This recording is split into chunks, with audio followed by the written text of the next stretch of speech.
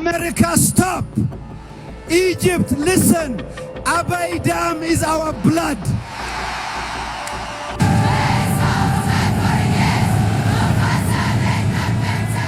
የህዳሴው ግድብ አባይን ወንዝን ዘግቷል። ዶናልድ ትራምፕ በዳቮስ ስብስብ ላይ የሰጡት ይህ መግለጫ ለኢትዮጵያ ምን ትርጉም ይኖረዋል? ዶናልድ ትራምፕ እና የግብፁ ፕሬዝዳንት አልሲሲ በዳቮስ ስዊዘርላንድ ተገናኝተው በነበረበት ወቅት ትራምፕ ስለ ታላቁ የኢትዮጵያ ህዳሴ ግድብ እጅግ አነጋጋሪ የሆኑ ነጥቦችን አንስተዋል።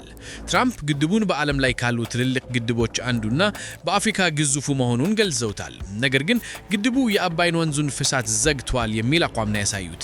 ትራምፕ በንግግራቸው ውስጥ አሜሪካ ለግድቡ ግንባታ ገንዘብ ድጋፍ አድርጋለች የሚል ያልተጠበቀ ንግግርም አድርገዋል። ከዚህ በተጨማሪም ግድቡ ለግብፅ አደገኛ ጉዳይ የሆነ መምጣቱን ገልጸው ግብፅ ለሚሊዮን ዓመታት ሲታገኘው የነበረ ውሃ ተቋርጧል የሚል ስጋታቸውን አንስተዋል። ትራምፕ እንደሚሉት በመጀመሪያው ስልጣናቸው መጨረሻ ላይ በሀገራቱ መካከል ስምምነት እንዲደረስ በጣም ቀርበው ነበር፣ ነገር ግን ባይደን ምንም አላደረግም ብለው አቅሰዋል። አሁንም ደግሞ ትራምፕ አዲስ እቅድ አላቸው። የኢትዮጵያንና የግብፅን መሪዎች አንድ ላይ በማምታት ጆይንት ቬንቸር ወይም የጋራ ስምምነት እንዲፈጠር ጥረት እንደሚያደርጉ ተናግረዋል።